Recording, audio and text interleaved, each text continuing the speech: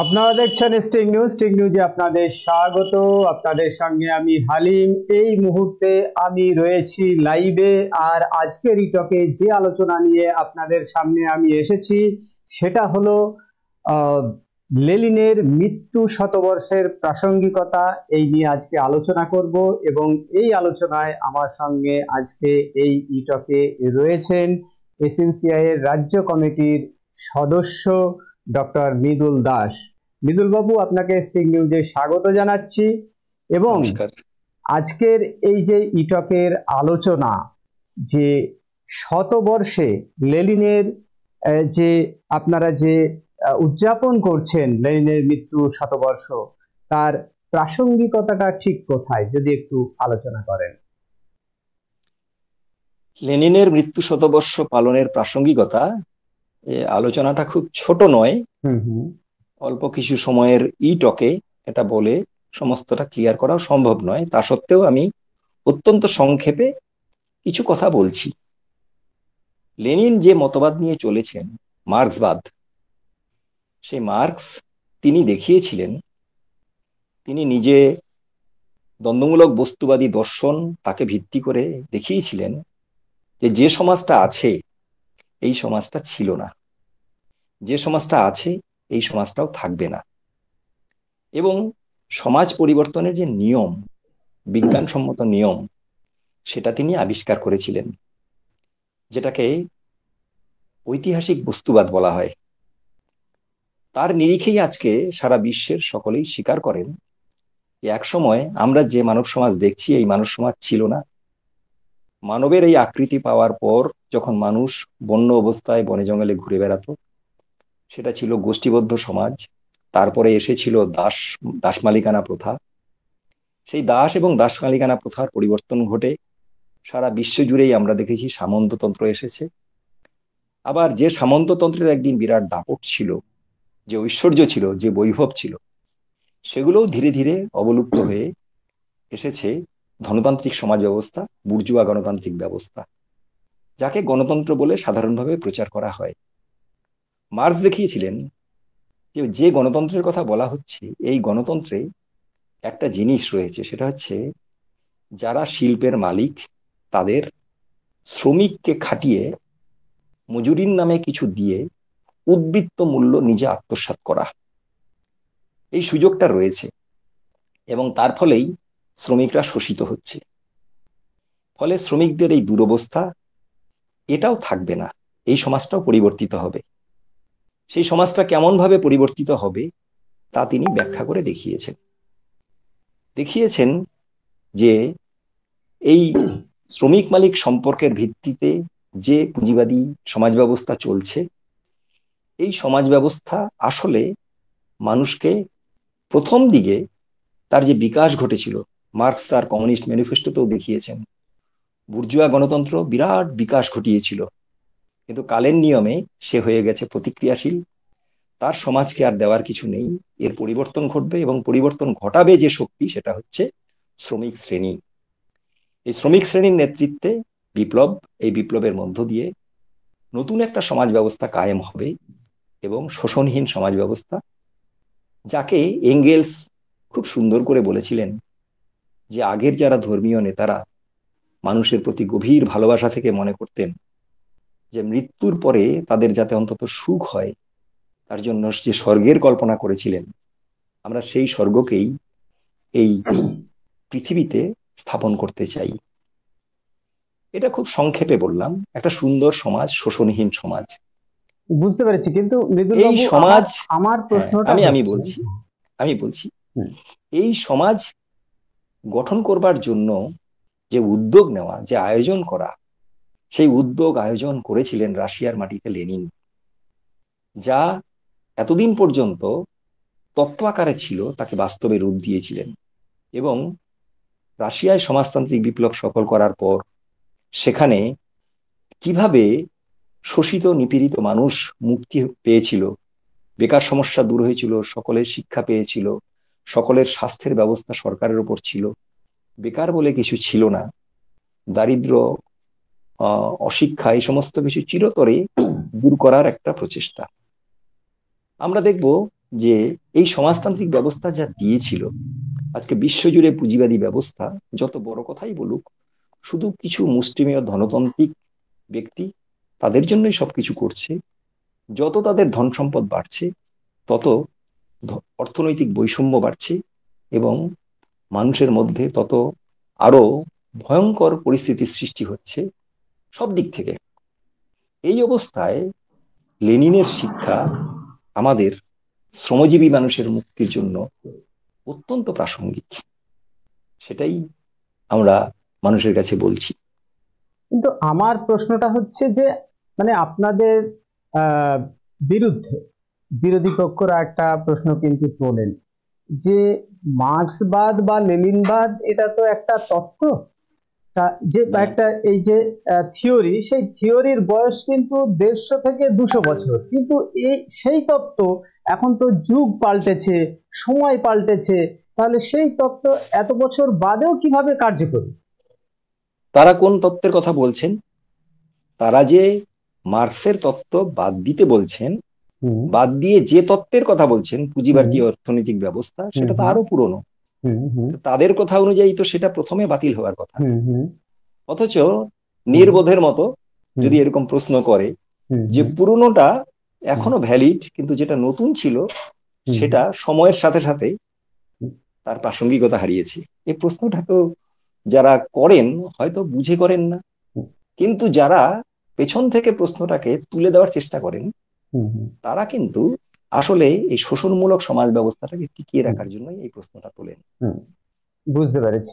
এবং আমার আর একটা প্রশ্ন হচ্ছে যে ধরুন এই যে আমাদের দেশ, এই আমাদের দেশে বিভিন্ন রকম লেনিনবাদী পার্টি রয়েছে, মার্ক্সবাদী পার্টি রয়েছে। তা ধরুন সিপিএম, সিপিআই, সিপিআইএমএল, আরএসপি, আপনাদের দল এসইউসিআই। তা আপনাদের তথ্য যেখানে লেনিনবাদ মানে লেনিনের তথ্য যেখানে এক, তাহলে এত আলাদা আলাদা পার্টি কেন? একটা পার্টি হলেই তো হতে পারতো, আলাদা আলাদা কেন? আপনাদের আসলে তো লেনিনবাদে বিশ্বাসী। ঠিক, একদম ঠিক, খুবই গুরুত্বপূর্ণ প্রশ্ন। সেটা হচ্ছে যে মার্ক্সবাদ লেনিনবাদকে বোঝা এবং উপলব্ধি করা এবং তাকে কিভাবে কার্যকর করা হবে, তার যে বিজ্ঞানসম্মত পদ্ধতি, এটা যদি ঠিক ঠিক মতো আয়ত্ত করা না যায়, তাহলে মার্ক্সবাদ লেনিনবাদের কথা বলেও দেখা যাবে দুজনই মার্ক্সবাদের কথা বলছে, কিন্তু হয় কেউই সঠিকভাবে মার্ক্সবাদকে ব্যাখ্যা করতে পারছে না, বা কেউ হয়তো পারছে। যদি একটা দল পারে, তাহলে বাকিরা যারা আছে তাদের কোথায় ভুল সেটা খুঁজে দেখতে হবে। এখন ঘটনা হচ্ছে এমনকি লেনিনকেও এটা ফেস করতে হয়েছিল। লেনিন রাশিয়ায় যখন বিপ্লবী আন্দোলন করছেন, তখন সেই দেশে প্লেখানভ বলে একজন ব্যক্তি ছিলেন, যিনি মার্ক্সবাদকে প্রতিষ্ঠা করেছেন। রাশিয়ায় সেই সময়ের যে নারদনিকদের তত্ত্ব, তার বিরুদ্ধে সংগ্রাম করতে গিয়ে, মার্ক্সবাদকে প্রতিষ্ঠা করতে গিয়ে প্লেখানভ যে কথা বলেছিলেন, পরবর্তীকালে দেখা গেল যে তার এই মার্ক্সবাদ ব্যাখ্যা করতে গিয়ে উপলব্ধির ঘাটতি হচ্ছে, এবং নিজস্ব সংগ্রাম থেকে তিনি মার্ক্সবাদ সম্মতভাবে যে জীবন সংগ্রামটা করা দরকার, সেখান থেকেও তিনি পিছিয়ে আসছেন। এরকম আরো অনেকেই ছিলেন। ফলে লেনিনের সময়ই দুজনেই মার্ক্সবাদের কথা বলছেন, কিন্তু মানে দুটো গ্রুপ, তাদের মেনসেভিক, বলসেভিক, এমনকি একটা দল হিসেবেই ছিল Russian social Democratic labour party. এই পার্টিটা সকলেই বলতো আমরা মার্ক্সবাদী, কিন্তু সেখানেও এই যে দুটো দল পরে পুরোপুরি আলাদাই হয়ে যায়, মেনসেভিক এবং বলসেভিক। তাছাড়াও রাশিয়াতে সোশ্যালিস্ট রেভলিউশনারিজ বলে একটা দল ছিল, তারাও মার্ক্সবাদের কথা, সমাজতন্ত্রের কথা বলতো। ফলে এটা লেনিনের সময়ই লেনিনকেও এই সমস্যার সম্মুখীন হতে হয়েছে। মার্ক্সবাদের কথা বললেও মার্ক্সবাদের উপলব্ধিটা এবং তাকে প্রয়োগের ক্ষেত্রে বিজ্ঞানসম্মত পদ্ধতি আয়ত্ত করাটা, এটা যদি ঠিক না হয়, তাহলে বহুদল হতে পারে। এবং সেটাই আমাদের দেশে হচ্ছে দুঃখজনক ভাবে। যারা এক সময় সমাজতন্ত্রের স্বপ্ন দেখেছিলেন মার্ক্সবাদকে ভিত্তি করেই, তাদের আশা আকাঙ্ক্ষা কম ছিল, নিষ্ঠা কম ছিল তা বলবো না, এটা বলা ঠিকও হবে না, কিন্তু এই পদ্ধতি আয়ত্ত করতে না পারার ফলে তাদের এত সংগ্রাম, এত কিছু, সবকিছুই একদিনের বিরাট শক্তি নিয়ে যারা অগ্রসর হয়েছিল, তারা সেই শক্তি ধরে রাখতে পারেনি, বরং মানুষের মধ্যে বিরূপ প্রতিক্রিয়া সৃষ্টি হয়েছে। আচ্ছা, মানে যে প্রশ্নটা প্রথমেই আমার করা উচিত ছিল, সেটা হচ্ছে যেহেতু লেনিনের শতবর্ষ নিয়ে আমরা আলোচনা করছি, তো আপনি এসইউসিআই রাজ্য কমিটির একজন সদস্য, তো সে জায়গায় এসইউসিআই কিভাবে এই শতবর্ষ পালন করছে, কি কি কর্মসূচি আপনারা নিয়েছেন, সেইটা যদি একটু বলেন, তারপরে আমরা বিভিন্ন রকম প্রশ্নে আসবো। লেনিনের মৃত্যু শতবর্ষের সূচনা হয়েছে 2023 সালের 21শে জানুয়ারি। আচ্ছা। আমাদের দলের কেন্দ্রীয় কমিটির থেকেই সেই মানে এখন গত বছর হয়ে গেল, গত বছর 21শে জানুয়ারি যথাযোগ্য মর্যাদায় এর সূচনা করতে বলেছিল।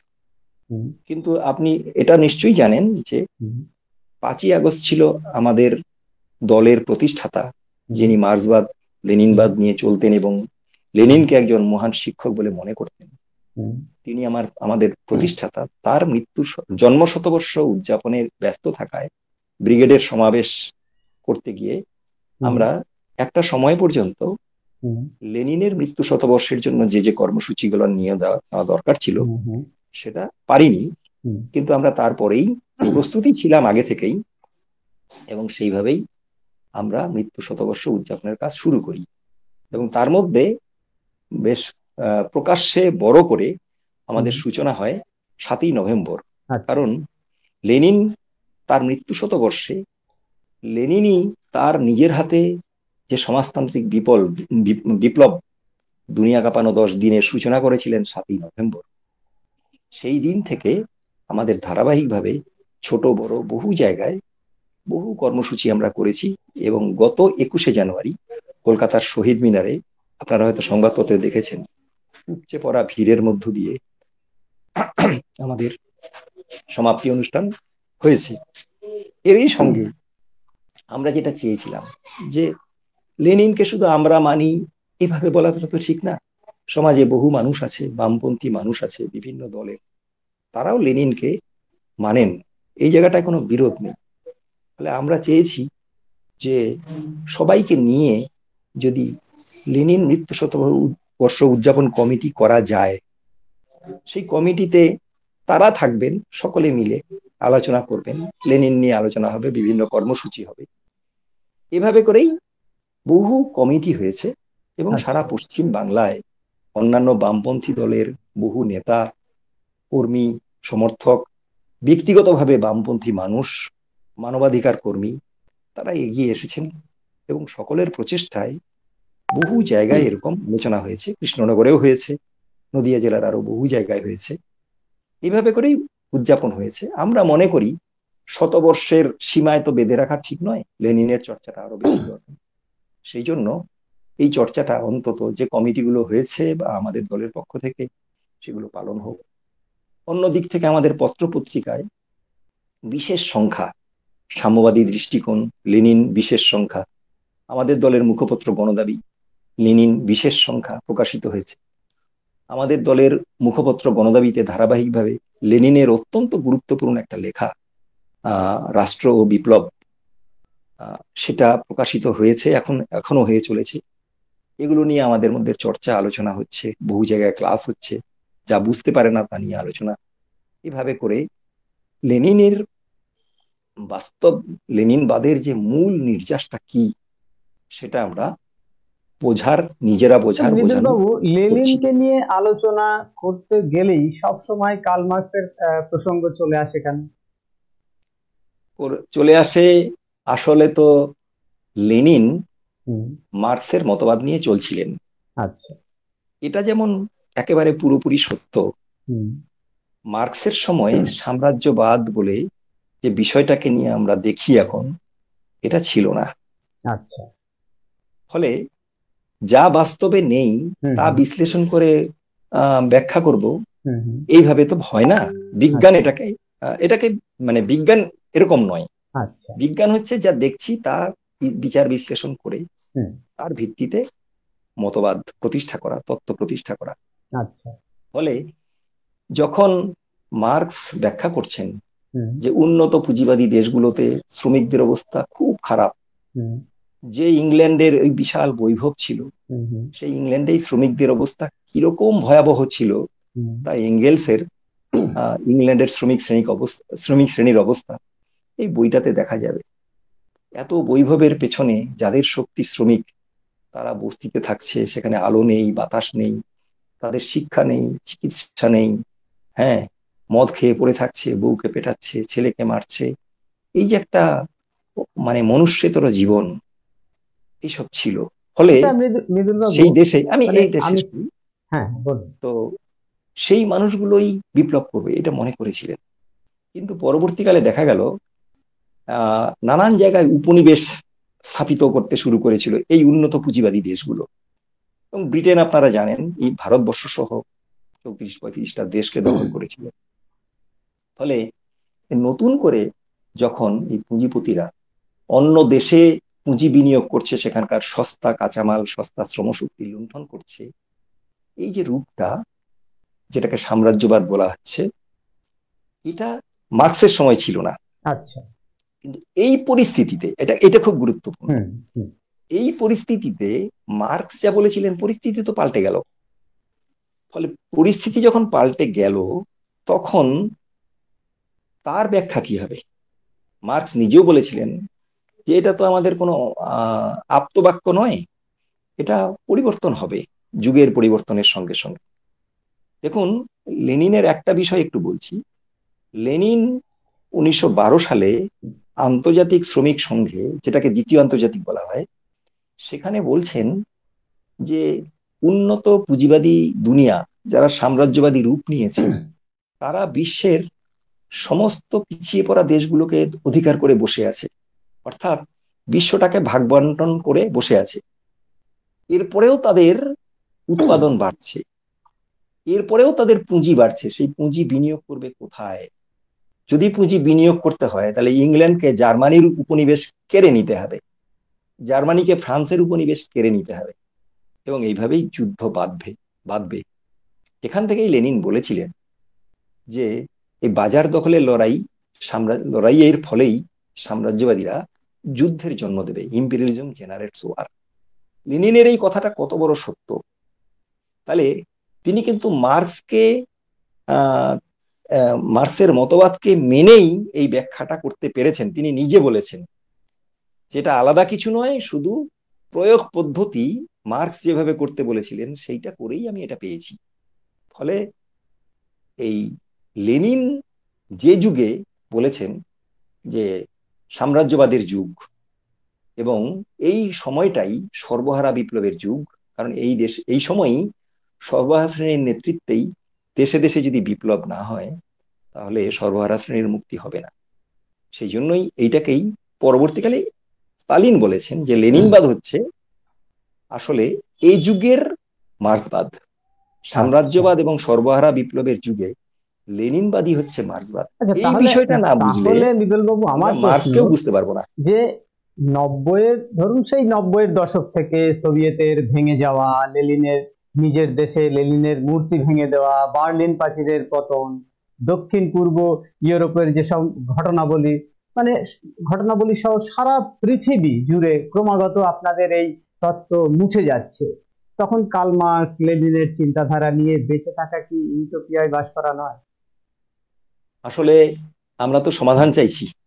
হুম, যারা সমাজতন্ত্র থেকে আবার পুঁজিবাদে ফিরে এসেছে, হুম, সেই দেশগুলোই তখন সাধারণ মানুষের যে সুখ স্বাচ্ছন্দ্য ছিল, সকলের হুম, শিক্ষা, সকলের কাজ, হুম, সকলের স্বাস্থ্য, হুম, সরকারের এসব দায়িত্ব ছিল, সেই জায়গা থেকে যখন পুঁজিবাদে ফিরে এসেছে, তখন কি সেখানকার মানুষের শান্তি বেড়েছে? ইউক্রেন আজকে যে জায়গায় আছে, রাশিয়া নিজের যে জায়গায় আছে, বেকারি বাড়ছে, আবার সেই পতিতাবৃত্তি বাড়ছে, যেগুলো একসময় অবলুপ্ত হয়ে গেছিল। তাহলে নতুন করে আবার মুখ ফিরিয়ে পুঁজিবাদে আসার পর তারা কি সুখ পেয়েছে? বরং পুঁজিপতি শ্রেণী হুম, যখন, বিশেষ করে আজকের দিনের সাম্রাজ্যবাদীরা, হুম, তারা যখন দেখছে যে মার্ক্সবাদ লেনিনবাদ হচ্ছে তাদের মৃত্যুবান, হুম, তখন তারা কতগুলো ঠুনকো প্রশ্ন তোলে। আপনার হয়তো এরকম উত্তর পেয়েছেন যে সমাজতন্ত্রের সবই ভালো ভালো। 70-এর দশকে বিশেষ করে এটা খুব আমরা শুনেছি, সমাজতন্ত্রের সবই ভালো, কিন্তু ওখানে বাক স্বাধীনতা নেই, ঠিক এই পর্যন্ত বলেছে। ঠিক অর্থাৎ এটা কিন্তু বলেছে। তাহলে সবই ভালো মানে বাক স্বাধীনতা নেই মানে কি? এই উত্তরটা মার্কস দিয়ে গিয়েছিলেন। মার্কস বলেছেন যে সমাজতন্ত্রের যে কল্পনার কথা বলছেন সেখানে কাউকে কারুর শ্রমকে আত্মসাৎ করে তাকে শোষণ করা যাবে না, এই অধিকারটুকু নেই। এই অধিকারের পক্ষে বলতে দেওয়া মানেই বাক স্বাধীনতা, বাকিটা বাক স্বাধীনতা নয়। ব্যাপারটা তো এরকম নয়। ফলে এক সময় মানুষ এই তত্ত্বগতভাবে বিশেষ করে রাশিয়ায় সংশোধনবাদী নেতৃত্বের হাতে পড়েছে, ক্রুশচেভ, তারপর ব্রেজনেভ, তারপরে গোরবাচেভ, এরা এই সিরিজ পরপর পরপর এইসব নেতৃত্ব এসেছে যারা এই মার্ক্সবাদ লেনিনবাদের তত্ত্বের বিকৃতি ঘটিয়েছে এবং পুঁজিবাদী পথের অনুসারী হয়েছে, সমাজতন্ত্রকে, বহু কষ্টার্জিত সমাজতন্ত্রকে ধ্বংস করেছে। তার দ্বারা সে দেশের সমস্যা মেটেনি, বরং বেড়েছে। সেটাই আবার প্রমাণ করছে যে আসলে সমাজতন্ত্র ছিল সঠিক পথ। এটুকু বুঝতে পেরেছি। তবে একটা প্রশ্ন আপনাকে আমাকে করতেই হবে, সেটা হচ্ছে মার্কস ও লেনিনবাদ বলছে যে এখন যে পার্লামেন্টারি ডেমোক্রেসির যে গণতান্ত্রিক পরিমণ্ডলের মধ্যে আমরা থাকি, তার ধ্বংস নাকি অবশ্যম্ভাবী, তাই তো? মানে আমরা এখন যে পার্লামেন্টারি ডেমোক্রেসি, এই যে গণতান্ত্রিক পরিমণ্ডলের মধ্যে আমরা আছি বা থাকি, এটা এটা এটা ধ্বংস নাকি অবশ্যম্ভাবী, এবং সেই জায়গায় কমিউনিস্টরা গড়ে তুলবে সর্বহারার একনায়কত্ব। কিভাবে প্রমাণ হচ্ছে যে এই পার্লামেন্টারি ডেমোক্রেসি একদিন ধ্বংস হবে? আর যদি বা ধ্বংস হয় তাহলে একটা একনায়কত্বকে কেন সাধারণ মানুষ সমর্থন করতে যাবে? এখানে দুটো বিষয়। প্রথমত, এই যে পার্লামেন্টারি ব্যবস্থা দেখছেন, এই ব্যবস্থা সম্পর্কে মার্কস একটা খুব সুন্দর উদ্ধৃতি দিয়েছিলেন, আচ্ছা, যেটা লেনিন তার রাষ্ট্র ও বিপ্লব বইটাতে ব্যবহার করেছেন। সেখানে বলেছেন যে এই যে সংসদীয় ব্যবস্থা, এটা আসলে হলো জনগণকে অধিকার দেওয়া, আগামী কয়েক বছর অন্তর অন্তর তাদের এই অধিকার দেওয়া যে কার দ্বারা তারা শাসিত শোষিত হবে। আচ্ছা, শুধু জনগণকে এইটুকু অধিকারই দিচ্ছে। ফলে আমাদের দেশে বুঝতে পারছেন না, তাহলে আপনারা সেই সংসদীয় গণতন্ত্রে ইলেকশনে ভোটে আবার অংশগ্রহণ করছেন, প্রার্থী দিচ্ছেন, কেন দিচ্ছেন? তাহলে ওইটা একটু বলে নিচ্ছি। তার মানে কোথাও কি আপনারা, মানে আপনাদের প্রথম কথা হচ্ছে সেই থিওরিকেই কি আপনাদের মধ্যেই একটা বিরোধ রয়েছে? না, বিরোধ নেই। প্রথমত, এই পার্লামেন্টারি ব্যবস্থায় মানুষের মধ্যে একটা মোহ আছে। এখানে গণতন্ত্র গণতন্ত্র বলে যা বলা হয়, আচ্ছা, আসলে কোনো গণতন্ত্রই নেই। বলুন তো, একটা মানুষ ভোট দেওয়ার পর পরের ভোট পর্যন্ত তার কি অধিকার আছে? বাক স্বাধীনতা আছে? চাকরি পাওয়ার অধিকার আছে? শিক্ষা পাওয়ার অধিকার আছে? স্বাস্থ্যের অধিকার আছে? কোনো অধিকারই তার নেই। না, রাষ্ট্র ব্যবস্থা তো সেই যেগুলোর কথা বলছেন, স্বাস্থ্য, শিক্ষা, সে রাষ্ট্র ব্যবস্থা তো সেগুলো মানে এগুলো তো মানে মৌলিক অধিকার, এবং সেই মৌলিক অধিকারগুলি তো সংবিধান দিচ্ছে, রাষ্ট্র ব্যবস্থা সংবিধানে লেখা থাকলে তো মানুষ পাচ্ছে না। আমাদের যে সংবিধানটা আছে, সেই সংবিধান সার্বভৌম স্বাধীন রাষ্ট্র, সেখানে স্বাধীনভাবে ধর্মাচরণ করতে পারবে, বাক স্বাধীনতা আছে, ইত্যাদি ইত্যাদি, যা প্রিএম্বল যেটাকে বলছে সংবিধানের প্রস্তাবনা, সেই অংশটা যদি পড়েন আর বাস্তবের সঙ্গে মিলিয়ে দেখেন, তাহলে দেখা যাবে মার্কস, এঙ্গেলস এবং লেনিনরা যা বলেছিলেন যে খুব সুন্দর সুন্দর কথা থাকবে, সবটাই ফাঁকা বুলি। আচ্ছা, বুর্জুয়া ব্যবস্থায় কিন্তু মানুষের মধ্যে একটা মোহ আছে। এই মোহ আছে, এটা আমরা আমাদের দেশে এখনো বুঝতে পারি। সবচেয়ে শ্রমজীবী মানুষ যারা সবচেয়ে বঞ্চিত, তাদের মধ্যেও এই মোহটা আছে।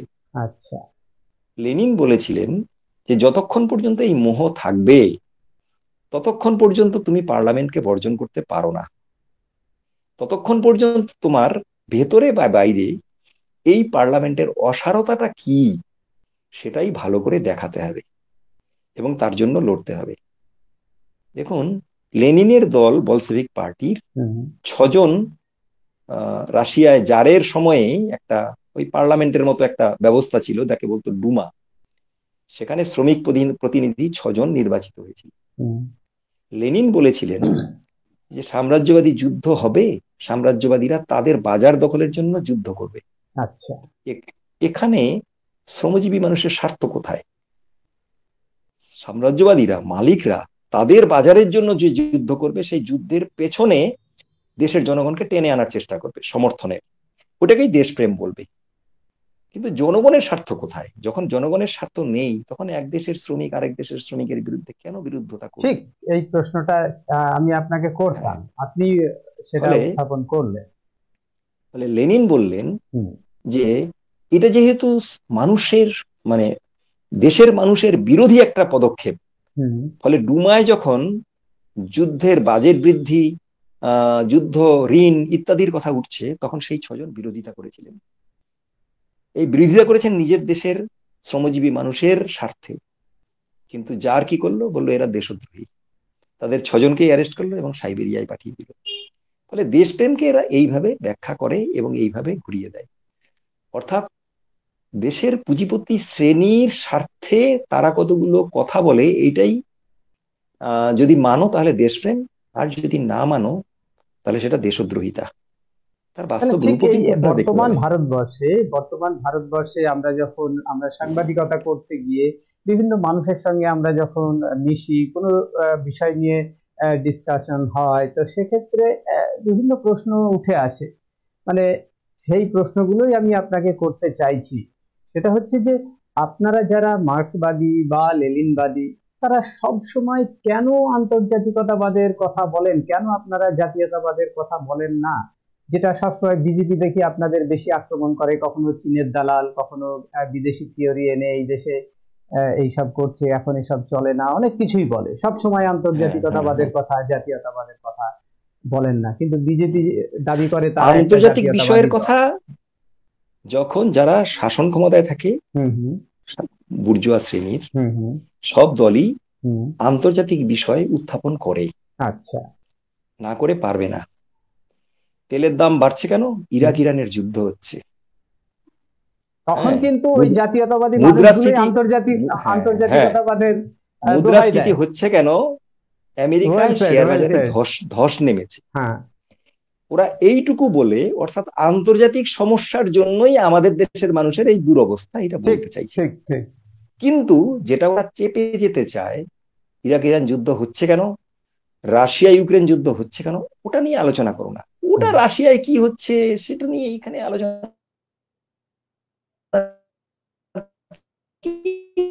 দরকার। অর্থাৎ ওরা কারণটা যাতে মানুষ বুঝতে না পারে, সেই জায়গাটায় ওরা চাপা দেওয়ার চেষ্টা করে। তখনই তারা বলে ওই সব পাড়ায় টিউবওয়েল নেই, সেটা নিয়ে কোনো কথা নেই, আর ওই আন্তর্জাতিক, রাশিয়ায় কি মেঘ হয়েছে না বৃষ্টি হয়েছে, এখানকার কমিউনিস্টের সর্দি, এসব ফালতু সস্তা কথা। এগুলো শুনতে ভালো লাগতে পারে, কিন্তু বাস্তবে এইসবের মূল্য কতটুকু? আদৌ কোনো মূল্য নেই। ফলে তারা আন্তর্জাতিক পরিস্থিতির দোহাই দিয়ে এদেশের শোষক শ্রেণীর স্বার্থ রক্ষা করার চেষ্টা করবে। আর আমরা লেনিন যদি সেই সময়কার সাম্রাজ্যবাদের যে চরিত্র বিশ্লেষণ না করতে পারতেন, তাহলে তার দেশে বিপ্লবটাও করতে পারতেন না। ফলে আমরা শ্রমজীবী মানুষের মুক্তির স্বার্থে কেন যুদ্ধ হচ্ছে, কেন এই দুরবস্থা, কেন ইনফ্লেশন, আজকে সারা বিশ্ব জুড়ে কেন এইরকম অস্থিরতা, দক্ষিণপন্থী এই উগ্রতা, কেন প্যালেস্টাইনে ইসরায়েল এরকম করছে, তার পেছনে আমেরিকা কেন? সাম্রাজ্যবাদীরা এক একটা যুদ্ধকে মাঝখানে রেখে দুই দিকে হয়ে গিয়ে একদল এদের অস্ত্র বিক্রি করছে, আরেক দল ওদের অস্ত্র বিক্রি করছে।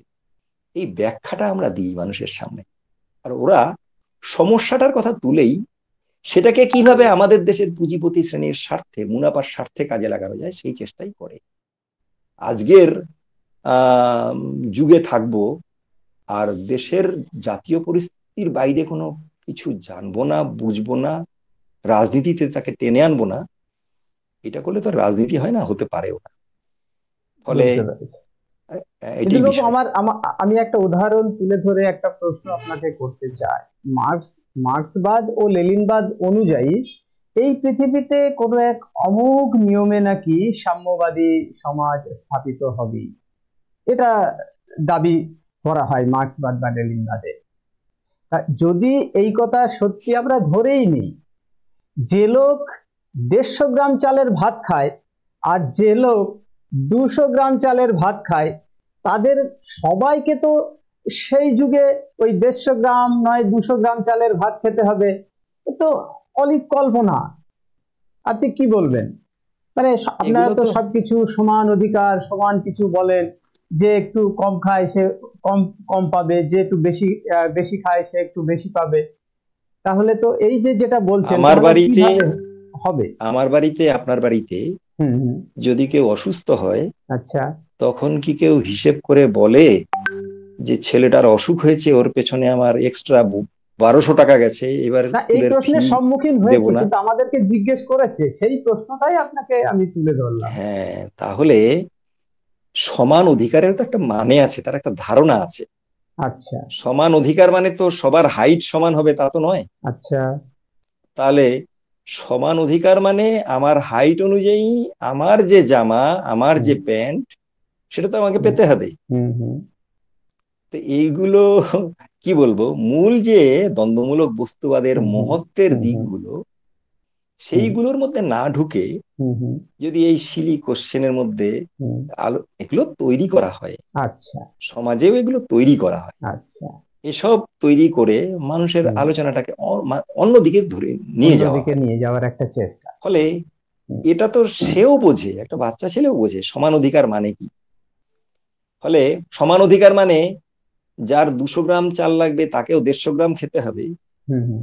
এসব তো কি বলবো, হাস্যকর আচ্ছা, কথা আর আমার কি। আর একটা প্রশ্ন, যে আপনারা কমিউনিস্টরা পুঁজিবাদ পুঁজিপতিদের বিরুদ্ধে কথা বলেন, কিন্তু ইন্ডাস্ট্রিয়ালিস্ট যারা আছেন দেশে, বা ইন্ডাস্ট্রি রয়েছে, যদি না থাকে, কর্পোরেট সেক্টর যদি না থাকে, তাহলে বেসরকারি চাকরি বা সরকারি এই যে সমস্ত চাকরি, এসব কোথা থেকে হবে? শিল্প কোথা থেকে আসবে? এগুলোর বিরোধিতা আপনারা সব সময় করে থাকেন। পুঁজিপতি পুঁজিপতি সব সময় বলেন। তা পুঁজিপতি না থাকলে কলকারখানা কারা চালু করবে? পুঁজিপতি না আচ্ছা, থাকলে কিভাবে ইন্ডাস্ট্রি তৈরি হবে, কিভাবে চাকরি হবে? তো এই জন্য আপনাদের সবসময় একটা আক্রমণ করে থাকে বিরোধীরা, সবসময় বলে থাকে। এর কি ব্যাখ্যা দেবেন? আচ্ছা, ব্যাখ্যা দেব বলতে, সমাজতান্ত্রিক সমাজ ব্যবস্থাটা কিরকম তার সম্পর্কে যদি কোনো স্পষ্ট ধারণা না থাকে, আচ্ছা তাহলে এই প্রশ্নটা আসবে। আমরা তো আচ্ছা। দেখেছি একটা হুম সমাজ ব্যবস্থায়, এই যে চাকরি চাকরি নিয়ে এত কথা বলা হচ্ছে, তো হুম হুম হ্যাঁ, শিল্প করলে চাকরি হবে, হুম। কিন্তু আজকের দিনের শিল্প মানে আহ আর্টিফিশিয়াল ইন্টেলিজেন্স এসেছে, আচ্ছা।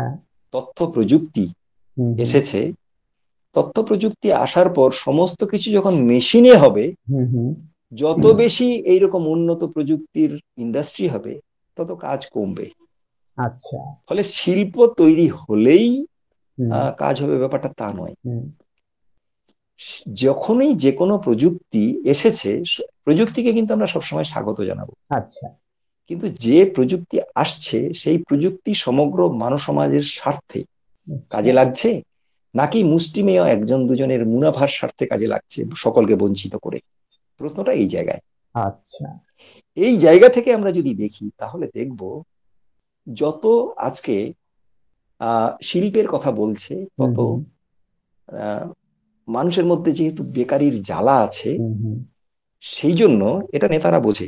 হুম হুম সেই জন্য তারা এটা খুব, আসলে পুঁজিপতি শ্রেণীকে বিরাট পরিমাণে জমি উপঢৌকন দেবে, তাদের সস্তায় ঋণ দেবে, মানে বিনা সুদে, তারা তাদের আরো নানান রকম সুযোগ সুবিধা দেবে, তাদের পরিকাঠামো তৈরি করে দেবে। এই যে দেবে পুঁজিপতিদের, এইটাকেই চাকরির যে আকাঙ্ক্ষার সঙ্গে যুক্ত করে দিয়ে বলছে যে এত হাজার কোটি টাকা বিনিয়োগ হবে, আর বিনিয়োগ হবে মানেই চাকরি হবে।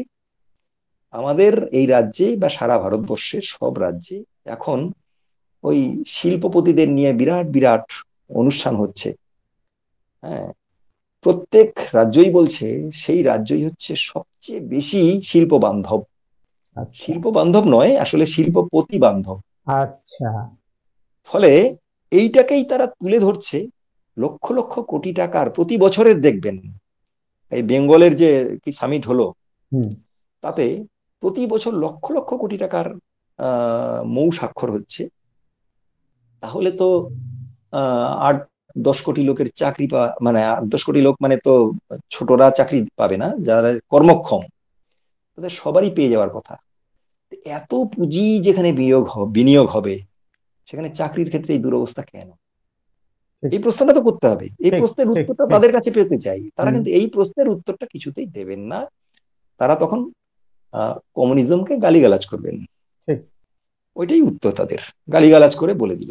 আচ্ছা, আমার আর একটা প্রশ্ন হচ্ছে যে ধরুন এই আপনাদের কমিউনিস্টদের যে স্লোগান সব সময় আপনারা বলে থাকেন দুনিয়ার মজদুর এক হও, তাহলে আমেরিকায় যে হুম। ভারতীয় শ্রমিকরা কাজ করে তাদের সঙ্গে আমেরিকান শ্রমিকদের মানে আমাদের যে ভারতীয় শ্রমিকরা যারা আমেরিকায় কাজ করছে তাদের সঙ্গে তো মাঝে মধ্যেই মানে দ্বন্দ্ব লাগে। তাহলে এই হুম। চিত্র তো সারা বিশ্ব জুড়েই আছে। তাহলে কেন এক দেশের শ্রমিক আর এক দেশের শ্রমিক মানে শ্রমিকদের সাথে একজোট হবে? তাদের দেশ আলাদা, সমস্যা আলাদা, স্বার্থ আলাদা, আর আপনারা বলেন দুনিয়ার মজুর এক হও এক হও। বলবেন? ভারতের ভারতের শ্রমিকরা যখন আমেরিকায় যাচ্ছে, হ্যাঁ। তখন সেখানকার শিল্পপতিরা স্বাগত জানাচ্ছিল। কেন? আচ্ছা। কারণ এদেশ থেকে তারা গেলে পরে হুম। সস্তা শ্রমশক্তি আচ্ছা। এটা তারা পাচ্ছিল, তার দ্বারা তাদের মুনাফা বাড়ছিল। এবং সেই জন্য ভারতীয় শ্রমিক দেখবেন সেই সময় পৃথিবীর আমেরিকায়, সমস্ত জায়গায় রয়েছে। হ্যাঁ এই তো বিশেষ উত্তরটা করে এইটাই। গলফ কান্ট্রিতে তো বেশি, সবচাইতে বেশি। হ্যাঁ হ্যাঁ, আসলে আমেরিকায় যখন বিপুল ইন্ডাস্ট্রিয়ালাইজেশন হয়েছে, আচ্ছা। তখন তার ওখানকার পুঁজিপতিদের, আমেরিকান সাম্রাজ্যবাদীদেরই হুম হুম প্রয়োজন ছিল হুম হুম। বাইরের শ্রমশক্তিকে সে দেশে সুযোগ দেওয়া। আচ্ছা। মেক্সিকো থেকে অসংখ্য মানুষ এসেছিলেন, হুম হুম তাকে স্বাগতও জানিয়েছিল। হুম কিন্তু বিশেষ করে আপনারা দেখবেন এই তথ্য হুম প্রযুক্তি আসার পর হুম যে ভয়ঙ্কর অবস্থার সৃষ্টি হয়েছে আমেরিকায়। হঠাৎ দেখা গেল পুরনো সমস্ত যেগুলো শ্রমনির্ভর শক্তি সেগুলো বন্ধ হয়ে গিয়ে হুম সমস্ত পুঁজি নির্ভর এবং উন্নত প্রযুক্তি নির্ভর শিল্প তৈরি হলো। হুম। তখন ভয়ঙ্কর বেকার সমস্যা, আচ্ছা। যার ফলে অসংখ্য মানুষ বেকার হয়ে গেল এক ধাক্কায় বলতে গেলে। এবং তারপর সেখানে ব্যাংকগুলো লোন দিতে পারছিল না, হুম কে নেবে লোন? ফলে তারা নানান রকমের শিথিলতা ব্যাংকের ঋণ দেওয়ার ক্ষেত্রে, ব্যাংকের টাকা হুম আছে, খাটাতে পারছে না। তুমি বাড়ি কিনবে, তোমার কিচ্ছু নেই, তাহলে টাকাটা নিয়ে তুমি জমি কেন এবং বাড়ি করো, তার জন্য লোন দিলাম। এইভাবে করে যার কিছুই নেই, মানে শোধ করার গ্যারান্টি নেই, তাকে এইভাবে ঋণ দিচ্ছিল। করতে করতে দেখা গেল সে সেই ঋণ শোধ করতে পারছে না। হুম। দেখা গেল বিরাট শেয়ার বাজারের ধস, 2007-08 সালের কথা আপনাদের নিশ্চয়ই মনে আছে। সেই সময় এত মারাত্মক এই বেকার সমস্যা বাড়লো, তারা নিজেরা বুঝতে শুরু করলো যে ওয়াল স্ট্রিটের যারা আছে, সেখানকার শেয়ার মার্কেটের মূল যে জায়গা, তাদের পরিচালকরা অর্থাৎ শিল্পপতিরা, তারাই সমস্ত সম্পদের সব দখল করে বসে আছে, অথচ আমরা 99% কিছুই পাচ্ছি না। ফলে তারা তখন বলল অকুপাই ওয়াল স্ট্রিট। সেই আন্দোলন কয়েক মাস ধরে চলল। এবং এই যে আন্দোলনটা চললো, সেখানে সঠিক নেতৃত্ব, তাদের মুক্তির জন্য যে শ্রমিক শ্রেণীর নেতৃত্বে লড়াই, সেটা হয়নি বলে সেসব ব্যর্থ হয়েছে। কিন্তু তার দ্বারা তো বেকার সমস্যার সমাধান হয়নি। ফলে এইটাকে পুঁজি করেই আমরা পরে দেখলাম যে সেখানে ট্রাম্প এলেন, তিনি বললেন বাইরের শ্রমিকরা কেন এখানে কাজ করবে, মেক্সিকো জুড়ে আমি দেয়াল তুলে দেবো, তার টাকা অর্ধেক আমি মেক্সিকোর কাছ থেকে আদায় করব। অর্থাৎ বেকারির জ্বালা আমেরিকার মানুষের মধ্যে, এইটাকে কাজে লাগিয়ে সে অনেকগুলো ফ্যাক্টর, তার মধ্যে এটা একটা ইম্পর্টেন্ট ফ্যাক্টর, সে জিতে বেরিয়ে এলো। অর্থাৎ এই যে শ্রমিকদের মধ্যে বিভাজন, যাদের এক সময় নিজেদের প্রয়োজনেই প্রয়োজন হয়ে পড়েছিল, এবার তাদের হটাতে হবে, তাহলে আমাদের দেশের শ্রমিকরা কাজ পাবে। আর সেই না বোঝা শ্রমিকরা বললো হ্যাঁ, তাহলে ট্রাম্পকে আনতে হবে, তাহলে আমরা কাজ পাবো। ট্রাম্প এলেন, আচ্ছা। রাজত্ব করলেন, চলে গেলেন হেরে, কিন্তু চাকরি তারা পাননি। মানুষকে একটা বিরাট বড় ভাঁওতা দিয়ে তিনি ইংল্যান্ডের আমেরিকার ওই পুঁজিপতি শ্রেণীকেই আরো সেবা করে গেছে। এই তো বুঝতে বাস্তব অবস্থা সাম্রাজ্যবাদী পুঁজিবাদী দেশগুলোর। বুঝতে পেরেছি। তারা তারা যখন এসব সমাধান করতে পারছে না, তখন পথ কোনটা খুঁজতে হবে না? হুম। সেই পথটাই আমরা দেখাই, যে মার্ক্সবাদ লেনিনবাদের মধ্যে সেই পথটা আছে। কারণ সমাজ বিকাশের ধারাতেই আমরা কি করে বলতে পারি যে সামন্ততন্ত্র ছিল, চলে গেছে, তার আগে দাস প্রথা ছিল, চলে গেছে, কিন্তু পুঁজিবাদ এসেছে, এটাই এর পরের চিরদিন থাকবে, এই শোষণমূলক ব্যবস্থাটা। এই সিদ্ধান্তটা কে টেনেছে? কেউ তো টানেনি। সমাজ বিকাশের ধারা মানে দ্বন্দ্বমূলক ঐতিহাসিক বস্তুবাদ, ইতিহাসের ধারার এই দিকটা, এটা তো আর অস্বীকার করা যাবে না। এটা বিজ্ঞানসম্মত ভাবে এটা প্রতিষ্ঠিত হবেই। কারণ যত এই পুঁজিবাদের দিন মানে বয়স বাড়ছে, তত কিন্তু সমাজে নানান রকমের বিশৃঙ্খলা বাড়ছে। এটাও আপনারা দেখতে পাচ্ছেন। সারা বিশ্ব জুড়ে কিন্তু এক সময় বলেছিল যে সোভিয়েত ইউনিয়ন আছে, তাহলে তারা বিরাট শক্তিধর, অন্যদিকে আমেরিকা, এই যে ঠান্ডা যুদ্ধ, এর অবসান ঘটাতে হবে, এতে নাকি খুব চাপ সৃষ্টি হচ্ছে। তা সোভিয়েত ইউনিয়ন চলে গেছে, ধ্বংস হয়ে গিয়েছে, এবার এক মেরু বিশ্ব তৈরি হয়েছে, তাহলে যুদ্ধ কেন? অর্থাৎ সোভিয়েত ইউনিয়ন তখন একটা ছিল সাম্রাজ্যবাদীদের কাছে থ্রেট, তুমি যদি যুদ্ধ করো আমি তোমায় ছাড়বো না। আপনার নিশ্চয়ই বাংলাদেশের যুদ্ধের কথা মনে আছে, আমেরিকা 7ম নৌবহর পাঠাচ্ছে, রাশিয়া 9ম নৌবহর পাঠাচ্ছে, যুদ্ধ লাগিয়ে দেওয়ার জন্য নয়, কিন্তু যুদ্ধ বন্ধ করার জন্য। মিশরের সুয়েজ খাল যখন মিশর তার দখল চাইছে, তখন ফ্রান্স ব্রিটেন বলছে তা দেয়া হবে না। যখন রাষ্ট্রায়ত্তকরণ ঘোষণা করেছে, ফ্রান্স ব্রিটেন বলল যে আমরা মিশরের বিরুদ্ধে যুদ্ধ শুরু করে দিলাম। সোভিয়েত ইউনিয়ন একটা থ্রেট করেছে যে যদি 24 ঘন্টার মধ্যে ওখান থেকে হাত গুটিয়ে না আসো, তাহলে কিন্তু লন্ডনে প্যারিসে বোমা পড়বে। ওরা 24 ঘন্টার মধ্যে ফিরে আসতে বাধ্য হয়েছিল। অর্থাৎ সোভিয়েত ইউনিয়ন ছিল শান্তির রক্ষক। শক্তি ছাড়া সাম্রাজ্যবাদীদের কাছে শান্তির বুলি কোনো কার্যকরী কথা নয়। এটাই সোভিয়েত ইউনিয়ন করেছিল। মৃদুল ফলে বাবু, মৃদুল সব বাবু দিক থেকেই একটা কিন্তু হুম, সোভিয়েত ইউনিয়নই কিন্তু মানুষকে আশার আলো দেখিয়েছিল। হ্যাঁ বলুন। মানে আপনার আরো একটা লাইভ প্রোগ্রাম আছে আমি জানি, সেই জন্য খুব বেশি আপনার সময় নেব না। প্রায় না, লাইভ আহ, প্রোগ্রাম না, অন্য একটা program। অন্য একটি প্রোগ্রাম আছে অনলাইনে। তো এখন 8টা 17 বাজে রাত। সম্ভবত আপনি যেটা বলছিলেন যে 8:30টায় একটা প্রোগ্রাম আছে, সেই জন্য বিষয়টা আমার প্রশ্নগুলোকে একটু সংক্ষিপ্ত করছি। সেটা হচ্ছে যে লেনিন আমাদের দেশে এক সময় খুব প্রভাব ফেলেছিলেন, মানে তার মতবাদ, লেনিনের মতবাদ। তা আজ মানুষ, এই ভারতের মানুষ কেন লেনিনকে ভুলে যাচ্ছে? কেন বামপন্থীরা হারিয়ে যাচ্ছে এই ভারতবর্ষ থেকে ধীরে ধীরে? আমাদের দেশের মানুষ কি আদৌ আর লেনিনের মতবাদ নিয়ে ভাবছে না? আপনার কি মনে হয়? আমাদের অভিজ্ঞতা হচ্ছে যে মানুষকে লেনিন মার্কস এই সমস্ত কথা ভুলিয়ে দেওয়ার একটা চেষ্টা একেবারে সুসংগঠিত ভাবে চলছে। শাসক আচ্ছা। শ্রেণী সেটা করছে। আচ্ছা। এবং এখনো দেখবেন খুব প্রথম শ্রেণীর নামী পত্রিকাগুলোতে হুম হুম প্রসঙ্গহীন ভাবে কি করে স্তালিনকে দুটো গাল দেওয়া যায়, হুম হুম হ্যাঁ, মার্কসের কোথায় কি তুলে ধরা যায়, লেনিন কি করেছিলেন বিকৃত করে পরিবেশন করা হয়, এসব চলছে। তারা নেই, তাদের মতবাদ প্রচার হোক এটা চায় না, কিন্তু তাদের নামে ওরা যে অপপ্রচার করতে চায় সেটা কিন্তু প্রচার চলছে। আচ্ছা।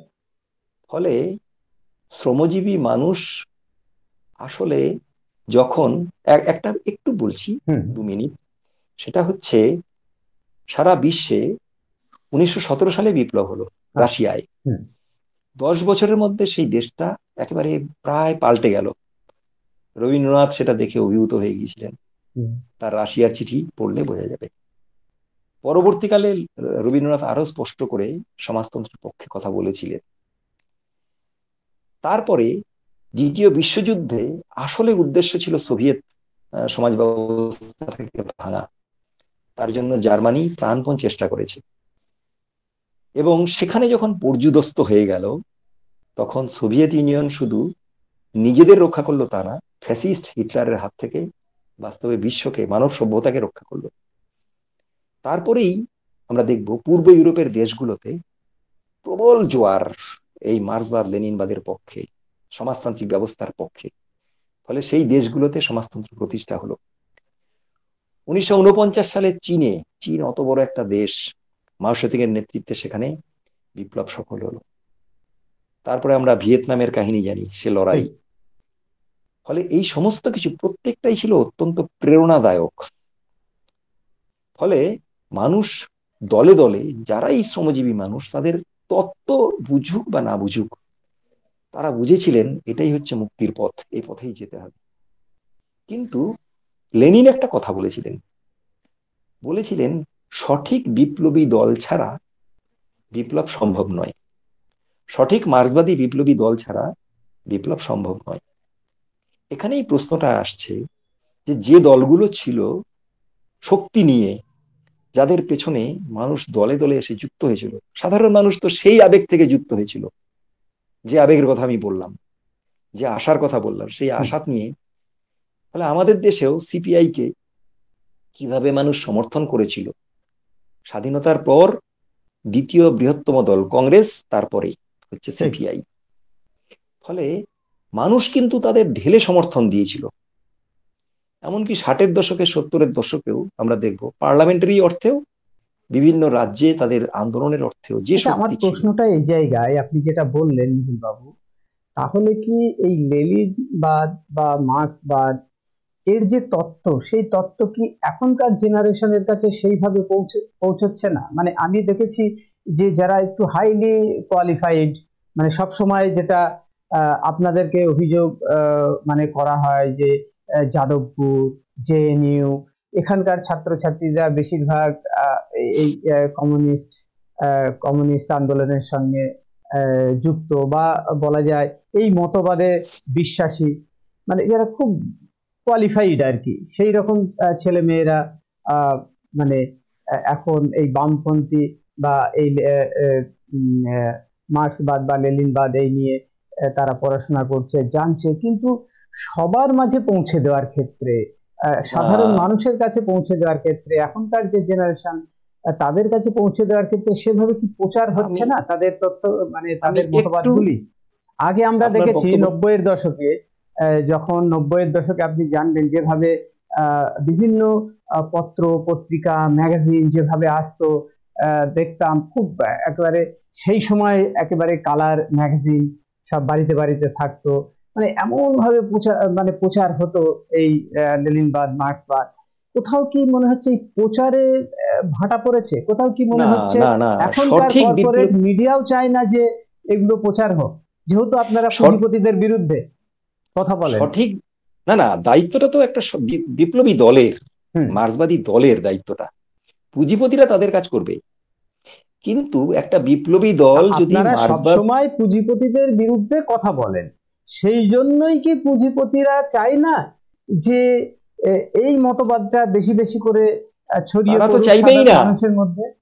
তারা চাইবে না, এটাই স্বাভাবিক। আচ্ছা, যাতে এইটা প্রচার হয় সেই দায়িত্বটা মার্ক্সবাদী লেনিনবাদী যারা, তাদেরই নিতে হবে। আচ্ছা, কিন্তু সেই দলটা যদি সঠিক না হয়, তত্ত্বগতভাবে যদি সেই দলটাই ভুল হয়, সে মানুষকে কি শেখাবে বলুন তো? আজকে আমরা দেখছি, মানে অন্যভাবে উদাহরণ দিয়ে বলতে হচ্ছে, ইনসাফ যাত্রা হলো, ব্রিগেডের সমাবেশ হলো, ইনসাফ কে দেবে? সত্যিকারের ইনসাফ আমরা তখনই পেতে পারি যদি সে মার্ক্সবাদী লেনিনবাদী হয়, তাহলে তাকে বলতে হবে মার্ক্স লেনিনের কথা, সেই পথে অগ্রসর হয়ে তবেই আমরা ইনসাফ পাবো, নাহলে পাবো না। কিন্তু লেনিনের মৃত্যু শতবর্ষে কোথাও আমরা সে ব্রিগেডই বলুন বা যাত্রায় বলুন, লেনিনের নাম আমরা শুনতে পাইনি। তারা শুনবে কি? যৌবনের ডাক, যৌবন তো গেছে, যার যে সংখ্যা যাই হোক, তারা কোথায় লেনিনের ডাক শুনলেন? দায়িত্বটা তো মার্ক্সবাদী লেনিনবাদী যারা তাদের। এবং আমরা আমরা উল্টো দিক থেকে বলছি, আমাদের দলটা একেবারে অল্প কজনকে নিয়ে তৈরি হয়েছিল, কমরেড শিবদাস ঘোষ তৈরি করেছিলেন। আচ্ছা। এবং সেই কঠিন সংগ্রামের মধ্য দিয়ে একটু একটু করে এই দলটা আজকে সারা ভারতবর্ষের সব রাজ্যে যতটুকু পৌঁছতে পেরেছি, তাতে আমাদের অভিজ্ঞতা হচ্ছে মানুষকে সঠিকভাবে বোঝালে পরে শ্রমজীবী মানুষ কঠিন দ্বন্দ্বমূলক বস্তুবাদী তত্ত্ব, মার্ক্সবাদী অর্থনীতি, পলিটিক্যাল ইকোনমি, এগুলো বুঝতে পারে। তাদের মতো করে বলতে হবে। এই বলার কাজটা হচ্ছে মার্ক্সবাদী লেনিনবাদী দলের। এই জায়গাটায় বিরাট ঘাটতি ছিল। এটা শুধু মার্ক্সবাদী তাত্ত্বিক বই লিখছেন এভাবে হবে না, এর সঙ্গে যুক্ত করতে হবে তার জীবন সংগ্রামটাকে।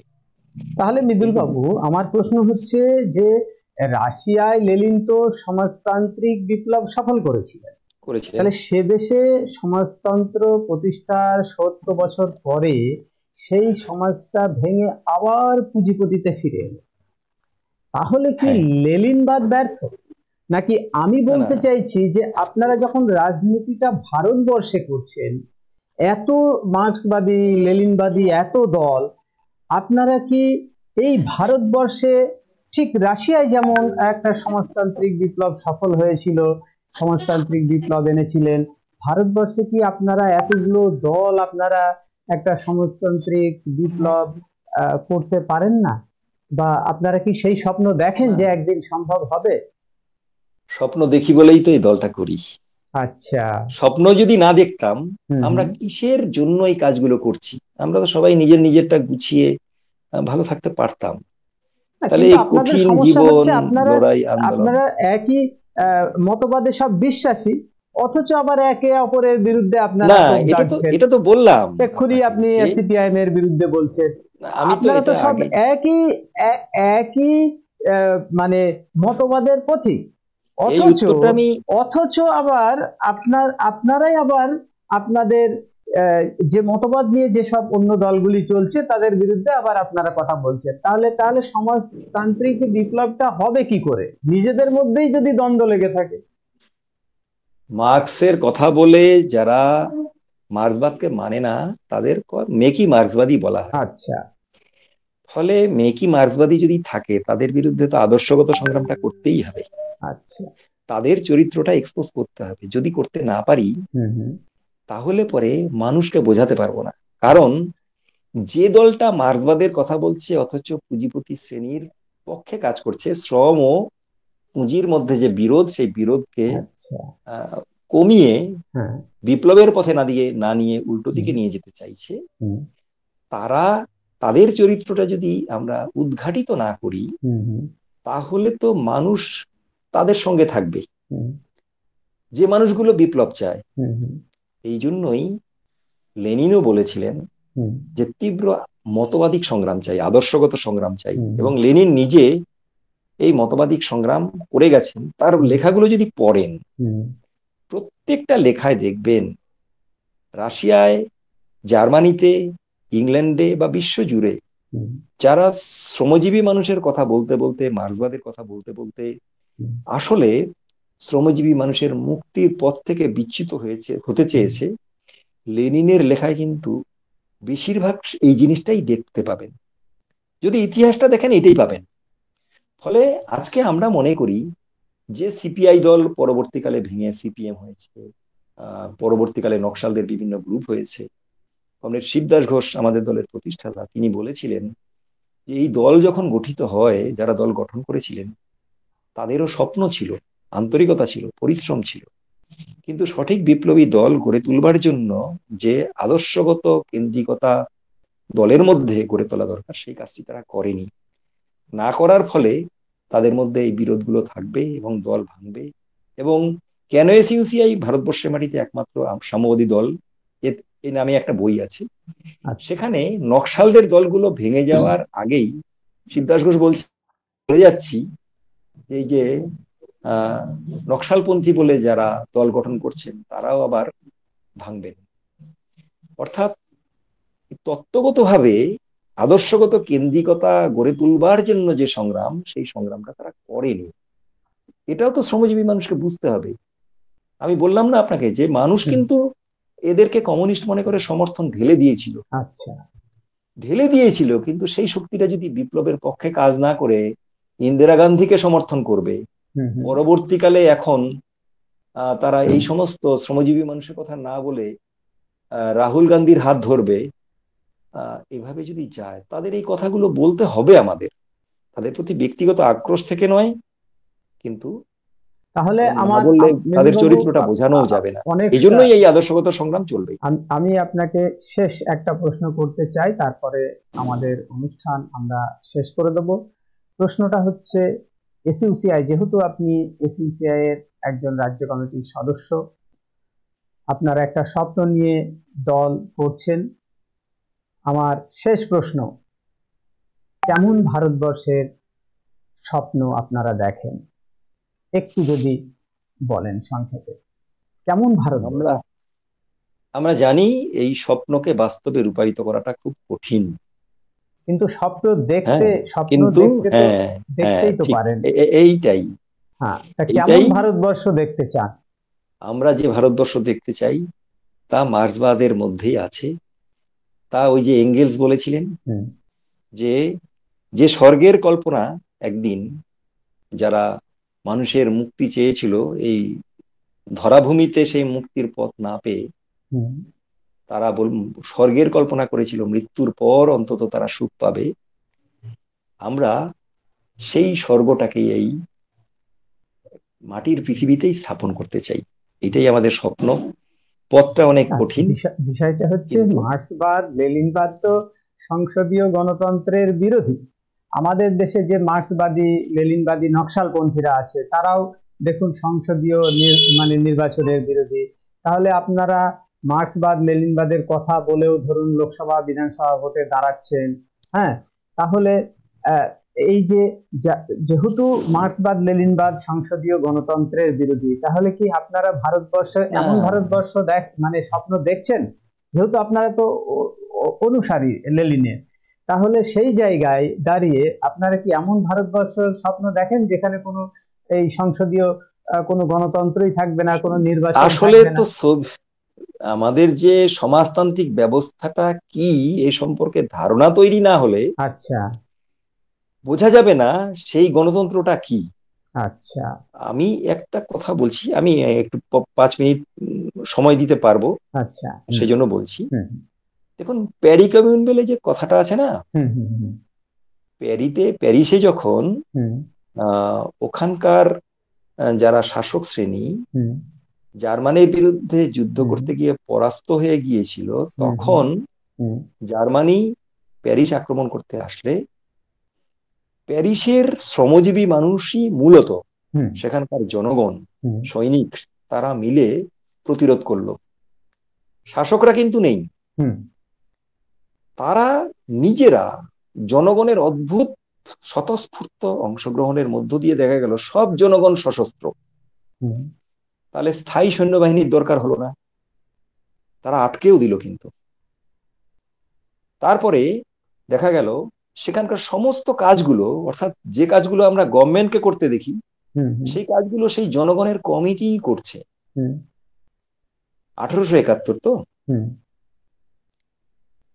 মার্কস বললেন এই যে জনগণের শক্তি, ঠিক এই ধরনের সমাজটাই আমরা গড়ে তুলতে চাই, ওই কমিউন।